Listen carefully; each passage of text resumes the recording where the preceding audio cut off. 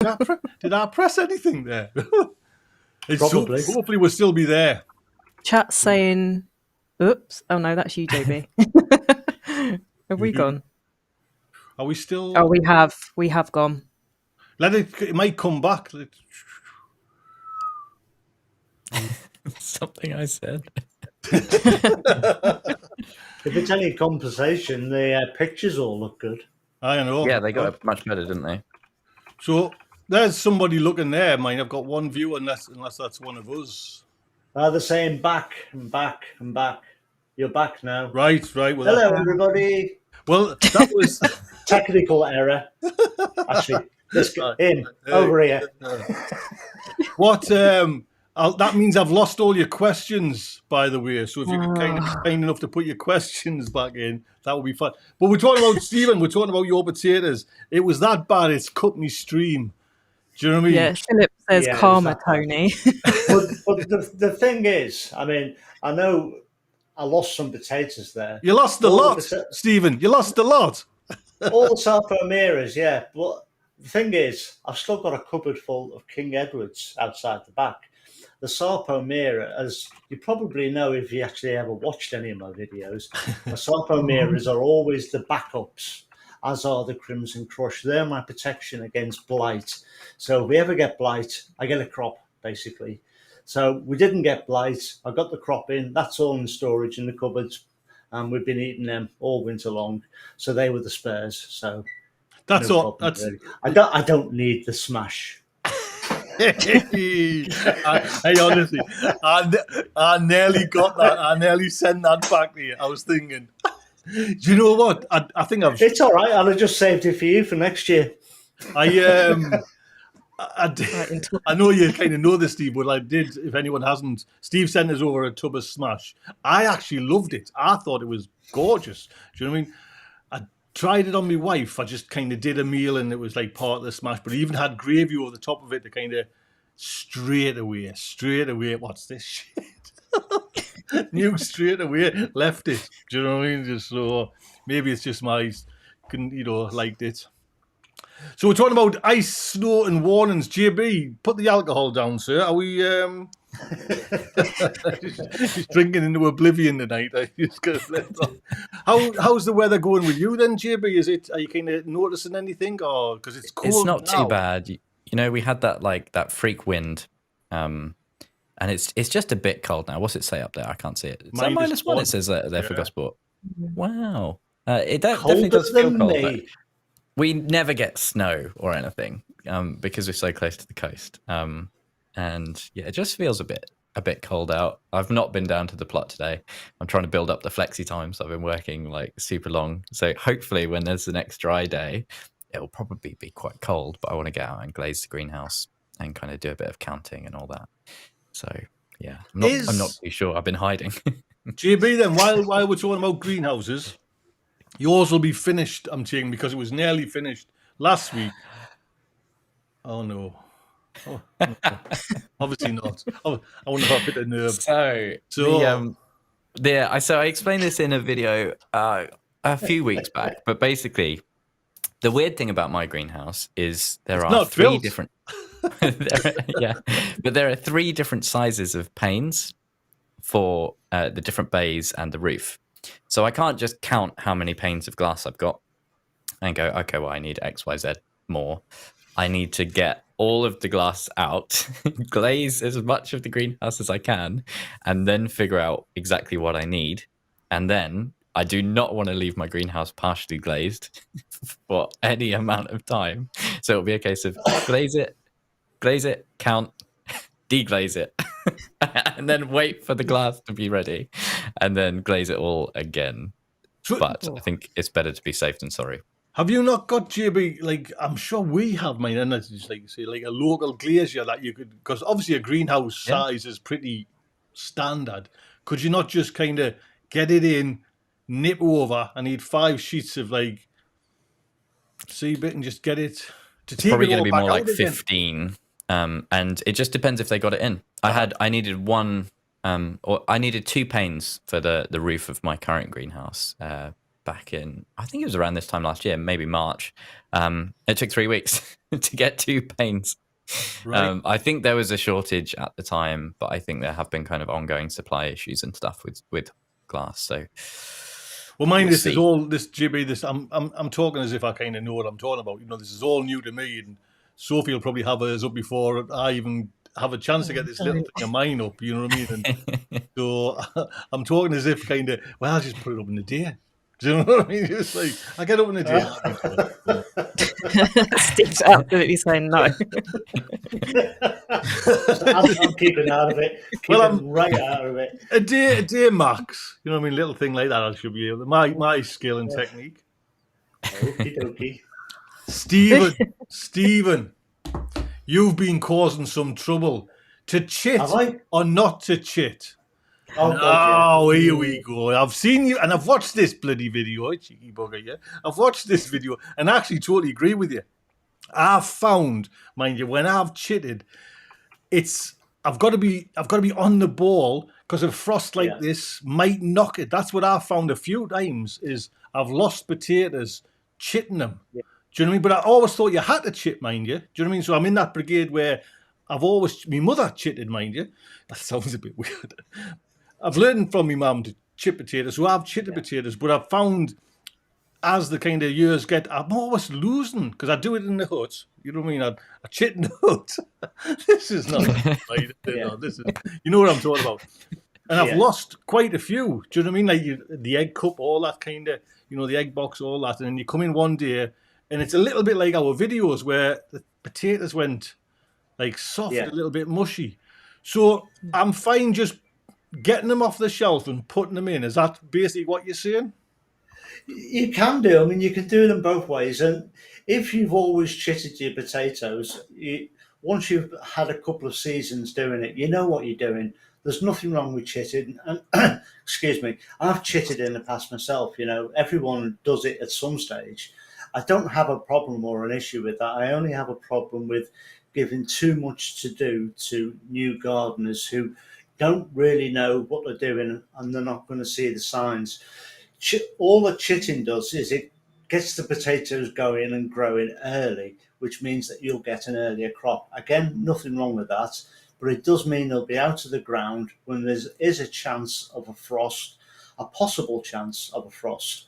And if the foliage is above ground and it's a new gardener, he or she might not know to go and fleece or how to recognise that plants are frost damaged. And that can just cause more and more problems. Plus the fact of, as I said in the video, it's the wasted space. Again, once you're a seasoned gardener, you'll know how much space you need and you'll provide that space by whatever means necessary. So I don't necessarily have an issue with the chitting. It's just the earliness of the crops and the space taken up and the problems that can cause for new gardeners. I like what Your problems there, Tony, I don't think that's anything to do with chitting at all. Mm-hmm. That'll be something to do with the growth or how you're growing them on or weather or something. Oh, chitting wouldn't directly affect that. The only time that affects that is if they get all sort of crinkly and wrinkly if they've been chitting for too long. Mm-hmm. No, it's definitely a kind of frost will hit them, and just the potatoes get too kind of cold. But I like what you mentioned though, Steve, about like say, I don't know how to kind of best describe it, like you say, advanced potato growing where you can kind of chit just 6. Do you know what I mean? Just like chit 6 and get them in early, get them in a polytunnel to kind of protect like the hell, protect them really well. And then your main earlies, you know what I mean? And then actually when I was watching the video, I was thinking, if a newcomer was watching this video, because there was main earlies, then main early, main crop, you know what I mean? And it does get a little bit, and I'm thinking, but I like that kind of super user potato grower, the advanced one. Get 6, chit 6. Well, it's what we all had a greenhouse back in the days. We didn't have polytunnels, and in generally allotment rules stopped us from having big greenhouses. So in general, you had a bench for all your plants and your seedlings, and you had a bed where you put your tomatoes and stuff. But in the meantime, you could grow on in half a dozen pots some potatoes. And then later in the season, you just lift the pots up, put them outside and carry on growing, but you get a bit of an earlier crop. Mm-hmm. And then you'd get your crop in the ground and you had the things going right through the season and staggered out, Soph, have you been taking note of this? Because it'll be your I first. have. Is it your first year for growing potatoes? Then this year, did you get some last year? I got some last year, just not the ones I was expecting. I did some Maris Piper and Charlotte. The Maris Piper, don't know what happened to them, went all weird. But I got a few Charlotte potatoes, which were really nice. Charlotte's, Yeah, yes, Charlotte's one of really my good. kind of yes. So what are you going for this year? What kind of varieties are you thinking about? Are you going down in the I tubs? Are you ordered going in the mine. soil or? One sec. I can tell you exactly what ones I got.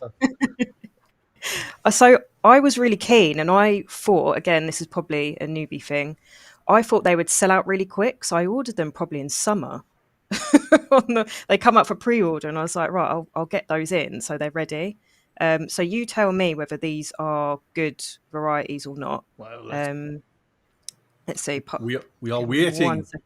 Sorry, I'm so sorry. Right, so first ones I went. Is it Desiree? Yeah. Desiree. Yeah, so I got some of them. Got some Salad Blue, Sarpomira, Kestrel, Aaron Pilot, and then everyone was talking about pink fir apples, so I thought I'll chuck some of those in as well. One of my favorite. So Kestrel are a brilliant potato. They're Are they? really, really have you good. got? Kestrel. So have you got like 1 kilogram bags of all them? There's a hell of a lot of potatoes there. Oh I my know. goodness. I know. So I just, do you know what? I did what I did. I can't go back now. I think we've got like Audrey with the garlic. I think we've got Soph with the potatoes. So each one of them is Yeah. like a kilogram bag. So I think so. That was the only option it gave me. If I check, I'm pretty sure it is just a 1 kilogram. Yep, they're all 1 kg bags. Right. Hey, Have they There's not arrived that yet? much, really. there's a quite Not a bit. arrived yet. Okay. Yeah. So Yeah, you're I going to be think I'll bartering. do. I think Yeah. What was that? you're going to be bartering, going around to all the other plots with your massive sack of potatoes, trying A to trade potato them. lady. Well, I'm But sure. I'll do a bit of everything. I'll do some pots. I'll do them in the ground, and I've just tested a couple different ways to grow them. I might as well. I've got so many, so it goes. Yeah, get them. I mean, you've got a big enough allotment. Just get, as long as Yeah. you plant them all. That's the kind of main thing. Yeah, I'm just JB, gonna are get we them on. potatoing this year or not? Or Oh yes, I think it's the one thing that this year I'm feeling much more prepared. Generally, I've got pretty much all my seeds in. Like we've got onions, like I've actually bought the seeds ahead of the season for once.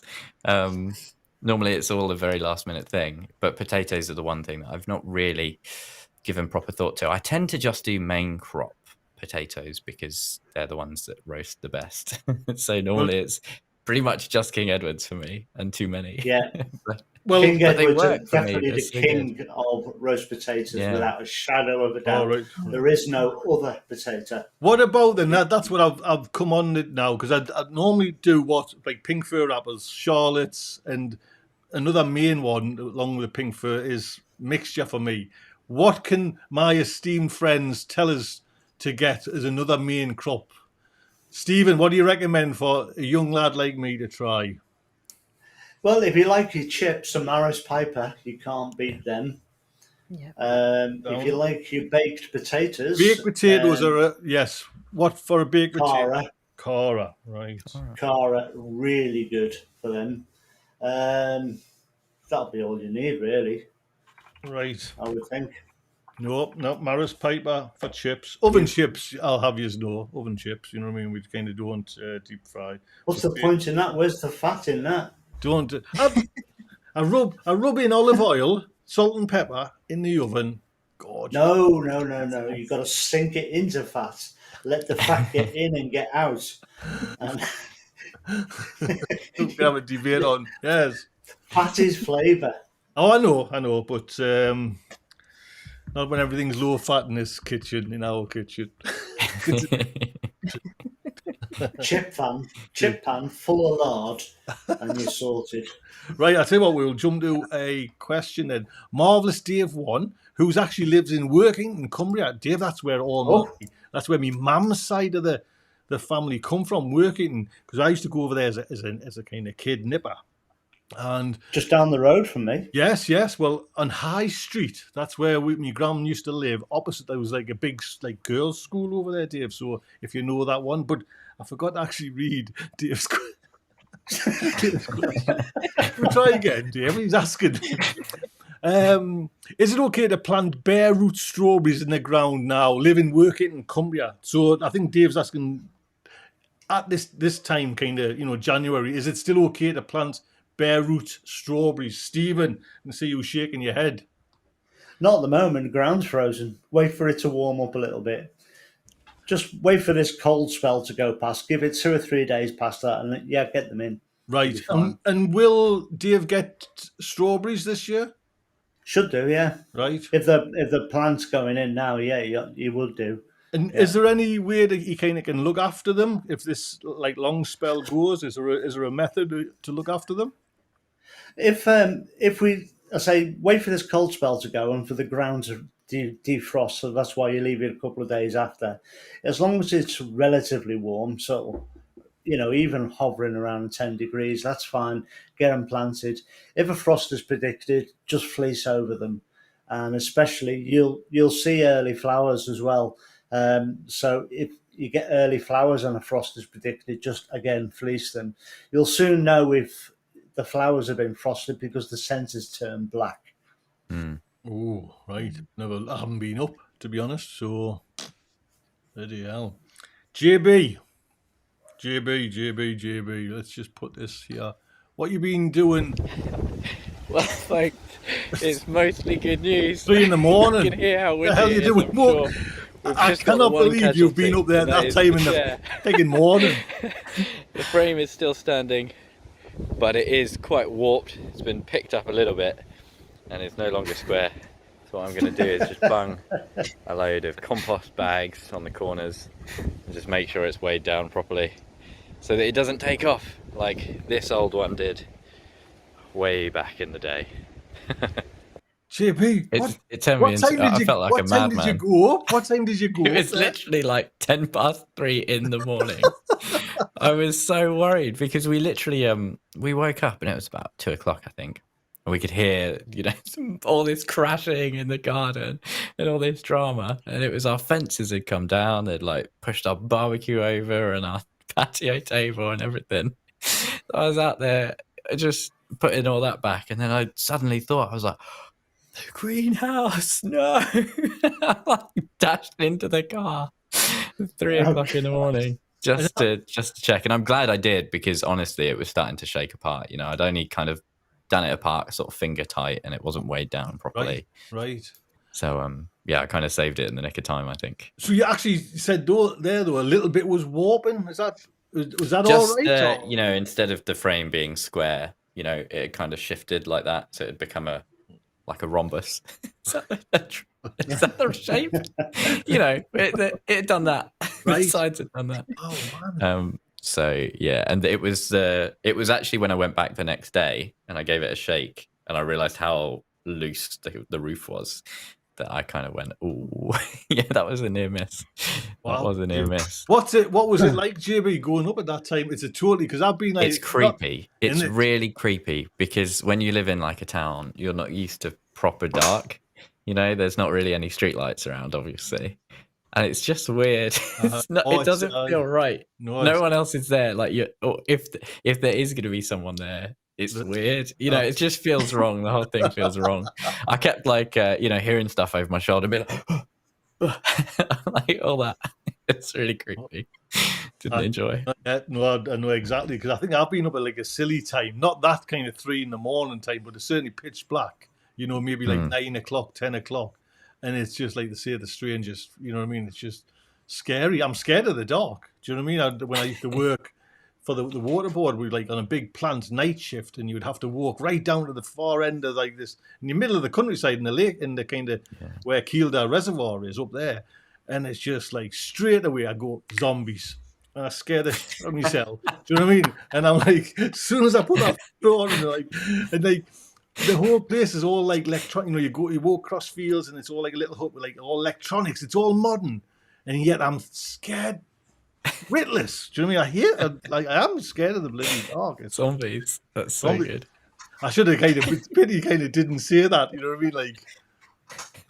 get you a little bit scared. So if you're not going to, don't you be wandering around 3 a.m, bloody round your allotment, mind you. That's Oh no. Absolutely not. Stephen. What's the silliest time you've been out and about? Because I think you possibly could be your number one person who would do that. I've been down there at midnight. It might have been midnight, 1 o'clock in the morning, where I've come home and I've ended up in bed because I wasn't well. Got up, saw the forecast and a frost was predicted, and I've gone down to fleece potatoes in the dark. And as you say, when you're out in the country, it's proper dark. So you do have to take a number of torches and place them around the place just so you can see where the fleece is going. Oh, well, that is, both of you, well done, for doing that and kind of getting up there. I've got my little thing. Right then, let us see what. Or Steve, this might be Green Gardening in the Woods is asking green cover versus clear cover for polytunnels. I get the feeling that green makes the polytunnel feel darker. Would like to hear the experience and knowledge. Well, I haven't gardened in the woods. I haven't actually used the green one, but I know you can you see it everywhere. But there is one fella who's used it. So, Stephen, what's your view on it? You don't get as much sunlight through the green ones as you do the clear ones. Clear ones are better all the time. I can't remember. There's one part of the spectrum of the light that doesn't come through, and I think it's the bit that actually ripens the flowers. So the green fabric will actually hold your flowering period back. So go for clear if you can. And if you've got one of those green covered blow-away tunnels, as soon as you can, as soon as that cover's damaged too much where you don't like it, take it off and get a new clear cover, a proper sheet cover from somewhere like First Tunnels or Robinson's or somewhere, and fit your own clear cover. Why do they make them green and why don't they just make them clear? I think it's just cheap material, Tony, and it's what's available to them. Right. I think that's what it is. Because let's face it, those blow-away tunnels, they are cheap in price. If you get a half decent polytunnel, yourself, you're looking at anywhere between £1,000 and £2,000. Well, these cheap tunnels are anywhere between £100 and £200. So that's why, because it's cheap materials. So there we go. If you're going for the greenhouse, then you'll not be going for the polytunnel as well, then, are you not? Or is that maybe a couple of years down the road? So I was very lucky. My partner got me one of the green polytunnels for Christmas. So yeah, I spent my money on a greenhouse. So you've got the polytunnel. You're a little bit blurred there, Soph, but I'll put you back onto this. You've got a polytunnel to put up as well, then.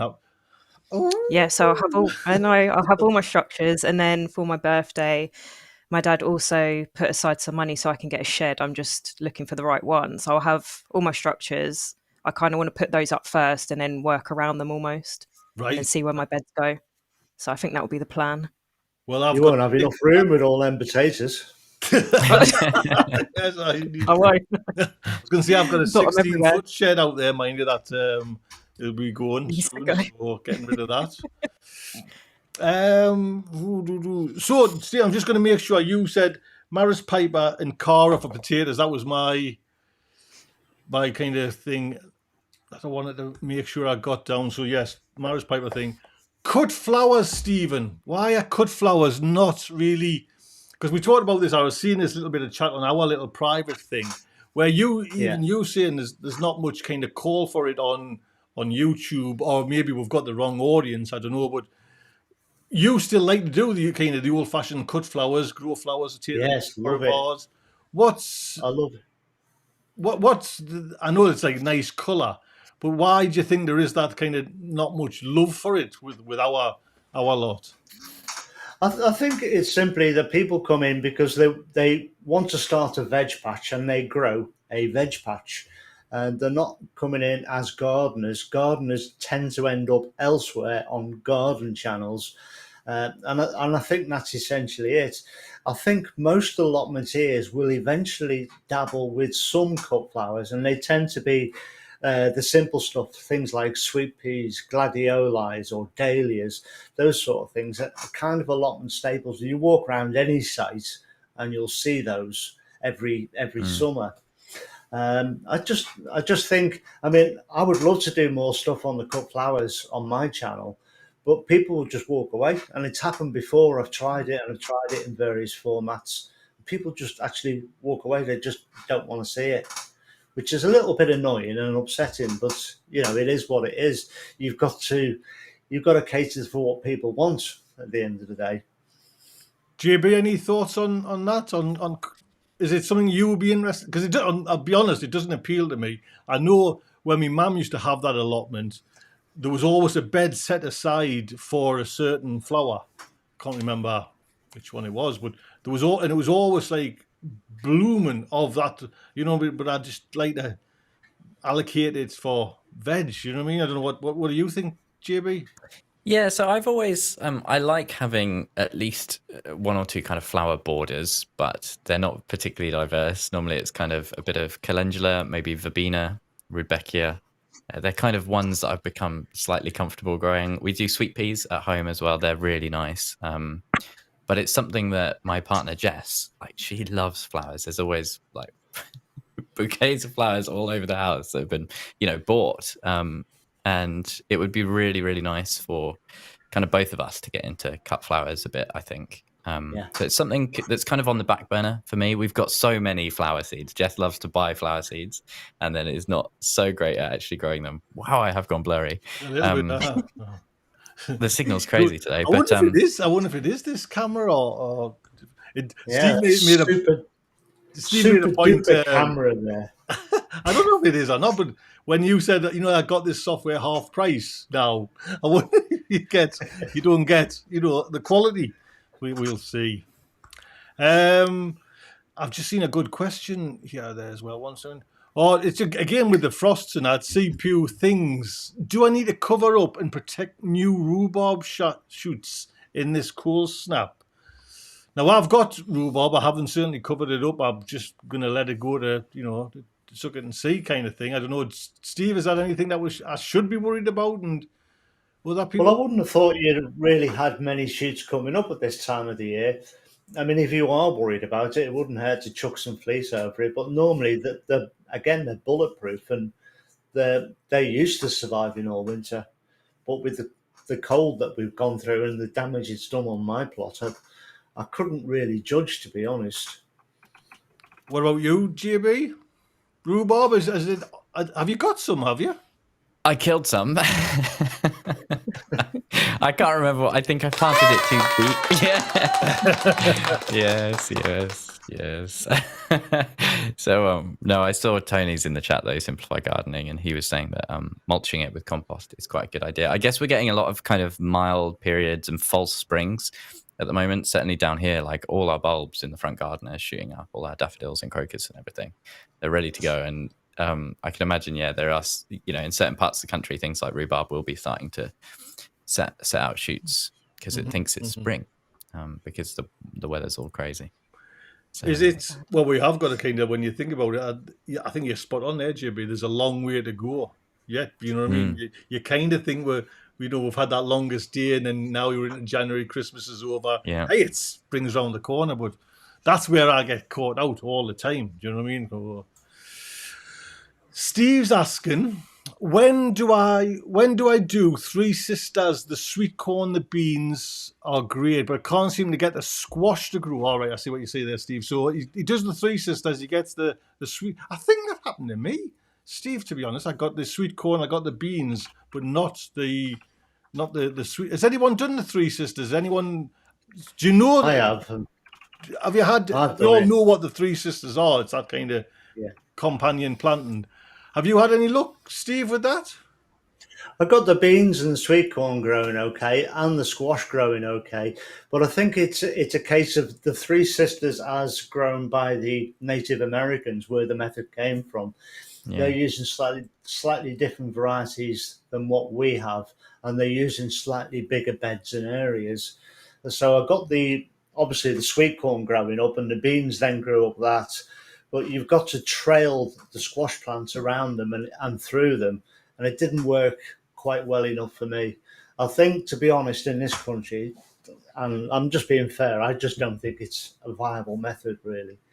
You need that really heat that they have over there. I just think it's too cool in this country. Well, like I say, I didn't get the squash to grow, and the sweet corn was lovely. Do you know what I mean? Kind of fantastic, to be honest. But the beans were all right. I wouldn't say they were brilliant, but they certainly got a crop from them. But nothing anywhere near as like what a normal like wigwam structure would get us.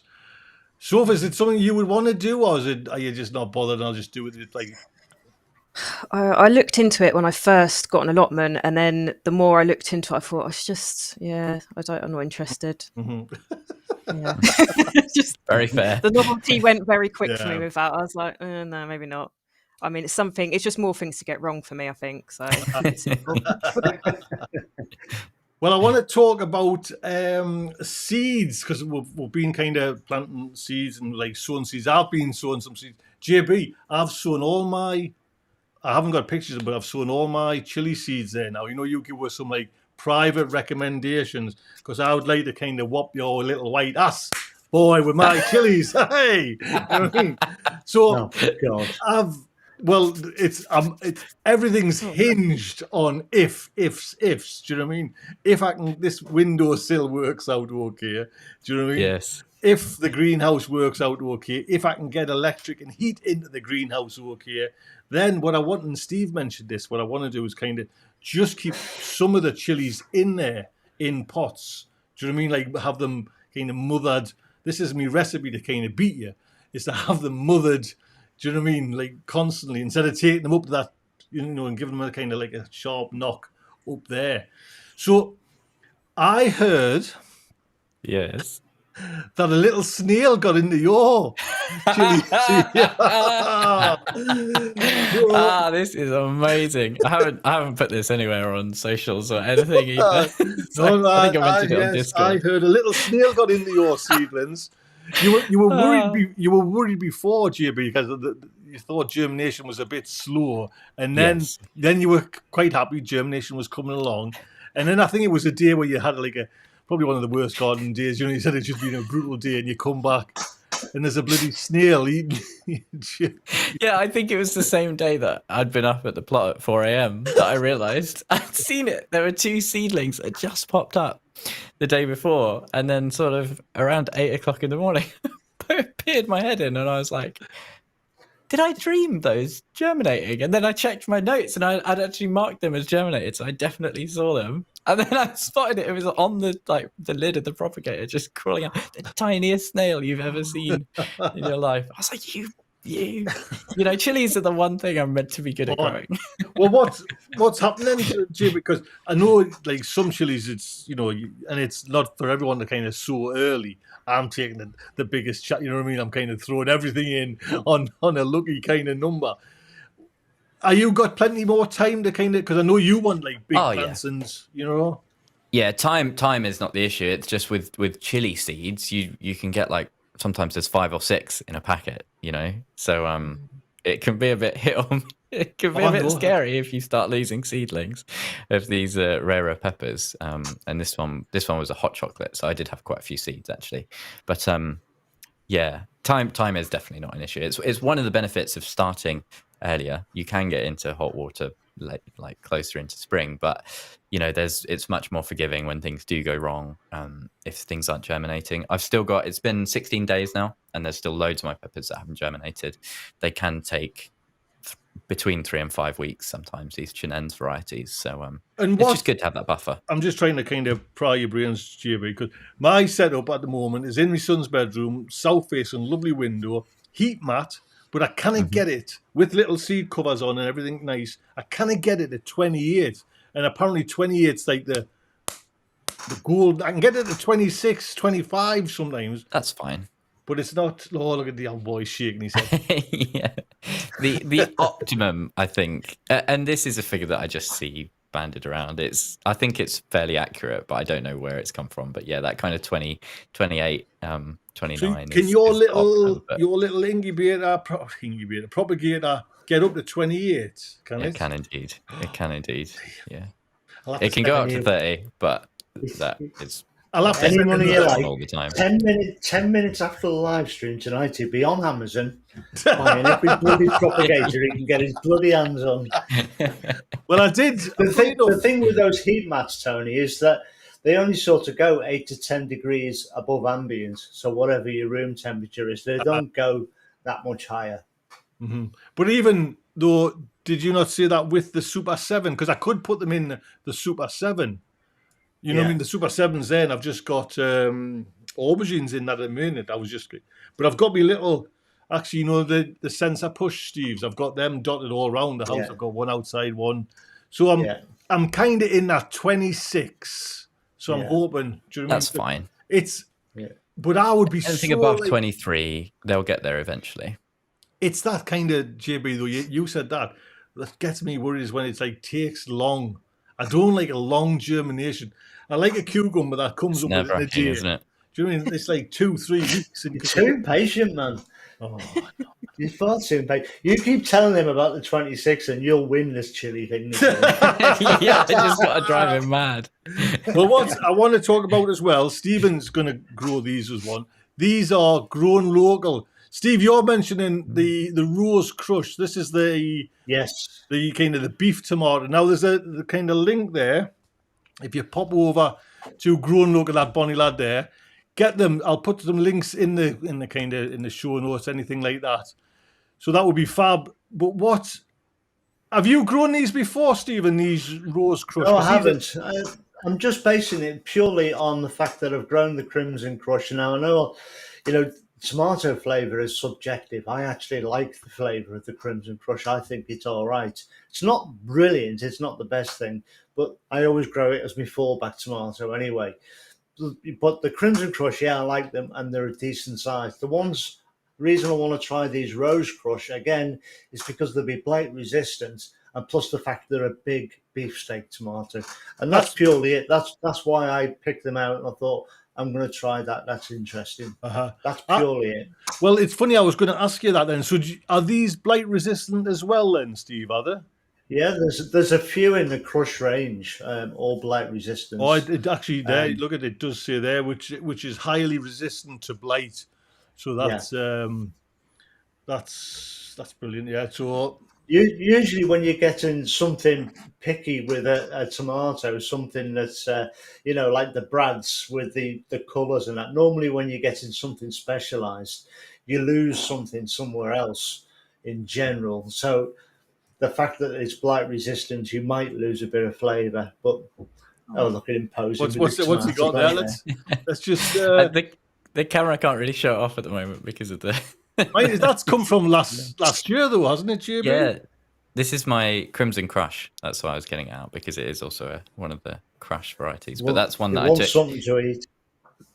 Yeah, it's one that I took one of the side shoots from and tried to overwinter, a la Charles Dowding, and it's doing okay. It's looking all right. So is that just on a windowsill, JB? And it is. Yeah, it's just on the windowsill. What's your ambient temperature in that room then? Bear in mind, you've got a mortgage and your heat. You can't be having heat bloody going out the windows. What?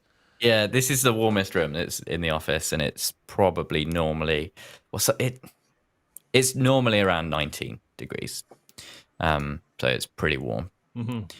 Pretty warm. And everything. It's east facing, this windowsill, so it's not great. But if you saw my microgreens video, it seems to get enough light for a lot of things. So yeah, the tomatoes just been kind of I loved your plodding away. Honestly, that video was just so. It looks so good. Yeah, no, it was just nice to actually see you grow something. You know what I mean? Nice to see you kind of actually get somewhere with it and kind of grow something. So yeah, fantastic. Right, let me just see. Have we got anything? Tony growing smashed potatoes, Lord such there. Yeah, I actually like it. Can't see it. Going home, let's see. Right, Carol Burns is asking, please help me. My leeks and onions have been decimated by allium leaf miner for 2 years now. interval, long an interval. Do you recommend before I plant anything, or what do you recommend? Well, JB, have you had any problem with leaf miner? No, I tend to get really lucky. I don't know if they overwinter in the soil, those little grubs.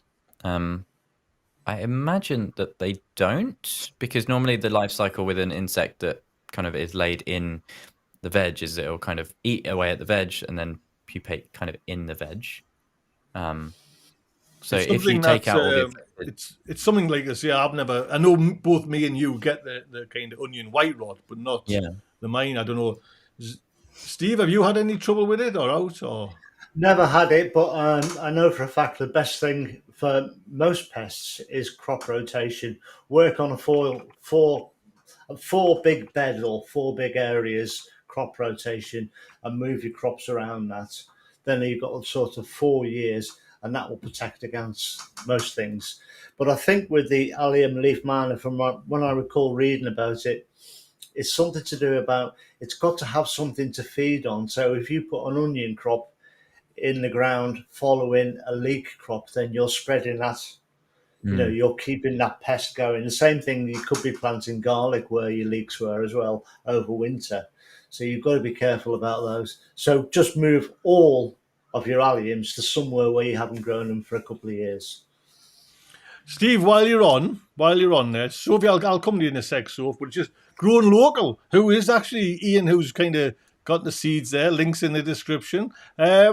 Steve, how and where the carrots you hid in the ground after the frost, or how were the carrots? Because you put some carrots in the ground, so have you had a check on them? I made a carrot clamp.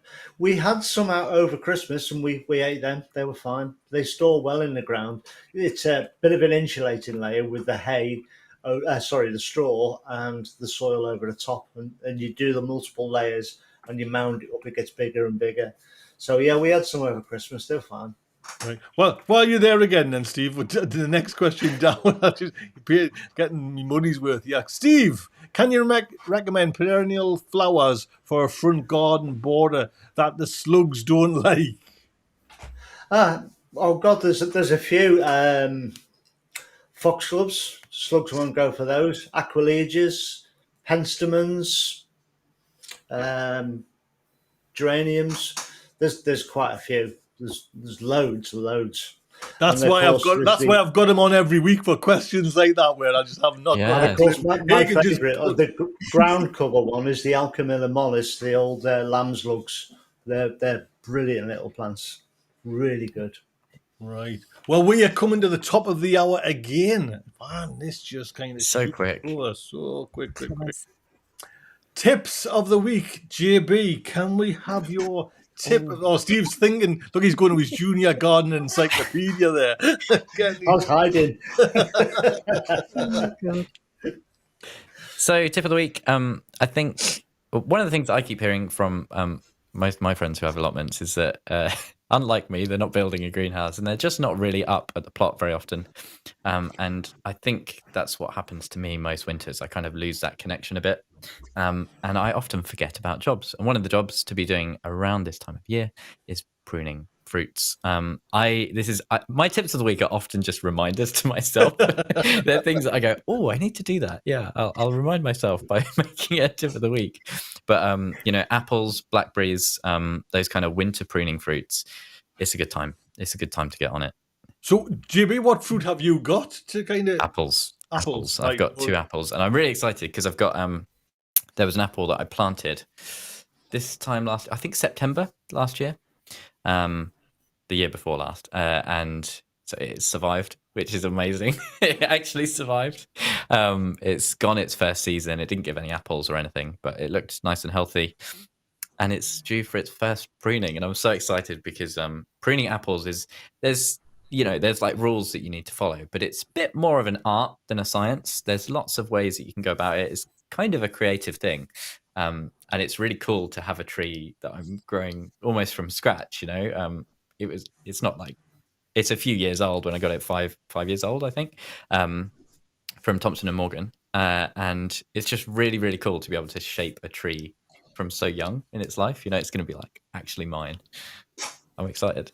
It's quite. Ooh. You can't tell. I like that. So, can I come to you for your tip of the week? You can try. So similar to what JB was just saying, it's literally just a reminder to myself. It's just don't feel bad when you're seeing everyone sell this stuff early, and don't be tempted to go with outside your means. And again, echoing sort of what Steve was saying earlier, if you haven't got the space for it, it's just going to be stressful. Putting everything out, getting leggy plants, they're going to end in turn be weaker. You might not get a great crop, so just hold on a little bit longer and don't feel bad, I guess. I'm honestly so bad at your advice there. So I'm I can't. struggling. I think it's to do. I'm really struggling. I think it's to do with YouTube. Do you know what I mean? It's just like I think this kind of certainly encourages kind of bad behaviour. Do you know what I mean? Kind of a bad etiquette. There's a lot of creators who have to make videos at this time of year. That's what it is. You know what I mean? Kind of. What do be cautious. Yes, that's hence every chili seed I've got. You know, JB, you did mention there that you only get like 5. I got, you give with that kind of special chili list, and I got them, and I got 2 from Chili Chump, and actually got a free bag from Chili Chump as well. And and it was honestly, I was all sat down like that. You know what I mean? And everything, the compost was ready. I went like that in the bag, dropped a lot, and it was like, man. And I was like, 5 seeds. But I've also mixed in, like the vermiculite, so I cannot really see if the seeds have went in. You know what I mean? I'm like, yeah, bugger. You know what I mean? It's just like, for God's sake. So, and these were my little free ones. They weren't the ones I bought. So I'm hoping that one fell in. You know what I mean? Yeah. You'll get one. So, Stephen, tip of the week. So you're looking crystal clear there now. It's like, man, that's good. Yeah, somebody was just saying in the chat now that we're about to end, it's all gone nice and clear. Strange today. Right, my tip this week is because as gardeners, and from now on for the next 6-8 months solidly, we'll all be putting our hands into soil or touching bits of wood or tools, and your hands actually get a right battering. And what can happen is your hands can dry out, they can start to crack, the dirt will seep in, you'll never get your hands clean. And this is what I use, this stuff. Oak Keep's Working Hands. I've tried all kinds of barrier creams over the years and Swarfiga and different types of stuff like that. But that's what I use. So, once every couple of days, I just whack a bit of that on my hands, rub it in, jobs are good, and it stops your hands cracking. Even with that, these fingers here and my thumbs, all this around here will become black in the summer with the muck that you're picking up from the allotments. It will still dry out, but that is, as I say, that's a massive help. So that's what I use. I'll give you a free tip. Instead of using that as the dipper, you know what I mean? Instead of using nature's thing. Now I've still got a couple of things, but so we might as well. While the quality, Steve's fading there, the quality. I just wanted to bring up this because this might bring in some little bit of confrontation there. Oh yes. I thought I might get away with this one because I was away on the live where I put this video out. Yeah. So did you? Have you seen my comments, Tony? What? I really upset everyone when I did my video on this. Right. Well, I haven't. No, I didn't see it. So have you? Because I know Steve, in our personal little chat, Steve mentioned that it just didn't look strong enough, or like what? Yeah, I think the first picture I saw of it, it didn't look substantial enough. But there in that picture, it looks a bit bigger, and I can see that the metal is a bit thicker. I just don't think it will go deep enough. That's the issue I have with it, really. Steve, I'm sorry, JB, what's it like? My issue is that I thought that this would be a good thing to both kind of turn over the soil, loosen it up a bit, but also good for weeding. Kind of like a big glorified hoe, because it's got like all the chunky weight of it. It's got the nice teeth on it, and it's got that kind of action hoe that at the back there. It's like an oscillating hoe. And so I was a little bit critical of it in the video. I think I was quite fair, but I did just kind of say it's not really working. And in my defense as well, I did say this might be user error quite a few times. Is it? And it was also very wet, so it got gummed up with clay. And all of my comments were just like, well, yeah, you're using it wrong. All right, so you were funny. using it wrong, were you? Yeah, basically. They were just like, that's the wrong tool for that job, and it's too wet, which is totally fair. But it's the first time my comment section has ever really kind of turned on me a little bit. It was very funny. So, Jimmy, But I think would you enlighten us on a rough price you've paid for that? Oh, so that with the actual miller itself, the heavy duty bit with the teeth and everything, it's about £30. I saw it in a garden centre, and I was talking about this on the live before I bought it. I saw it at a garden centre for like £60, and then like £80 for the handle as well, and I got the handle for £16 from their website. So I think I might have been looking at like some kind of fancy telescopic handle or something like that in the garden centre, but yeah, basically it's a tool more for kind of spring, for getting your soil nice and milled, creating kind of smooth seed beds, that kind of thing. Not so much for hoeing and weeding. So, will you use it again then, JB? Is it something that you? Hopefully, I spent a bit of money on that. I also wanted to kind of bring in as well, because I've never seen this, Steve. Like, and you might have done a video on it. This is like, and this is one of the pictures of many. This is Steve's. He made now I don't know if you've even done a video on it, like Steve, a pallet hut. This is made out of before even Steve made come onto YouTube. He shared these photographs in our kind of little WhatsApp group. So just if you don't mind, Steve, just tell us a little bit. How did you come to think you could make a thing? Did you see anything online where you would make it, or have you just thought, you know what, I can get a few pallets and I'll make a hut? Well, I have seen since I built that. I have seen there are absolutely tons of pallet projects on YouTube, if you like, and all over the internet. But I got the idea because I was talking to somebody about building a compost bay, and I said it's almost like building a fence. Our conversation steered this way to building this, and then the next week, the roofers came down our road, and they must have swapped out 20 roofs, and pallets of tiles were turning up on these. And it was brilliant because they're all identical size pallets. I grabbed a lot, chucked them in the van, and then made that shed from them, which is brilliant. Did you have permission, Steve? For the pallets or to build the shed? No, it sounded like you just nicked them all. Where's no, the got pallet? It looks actually, Steve, it looks quite a size, if I'm honest. Do you know what I mean? It's huge. It looks big. It's about 16 foot long by about, well, it's 4 pallets long by 2 pallets wide. Was it like a storage unit? Yeah. It's not even really finished. I threw some old corrugated iron on the roof, which just got holes in it.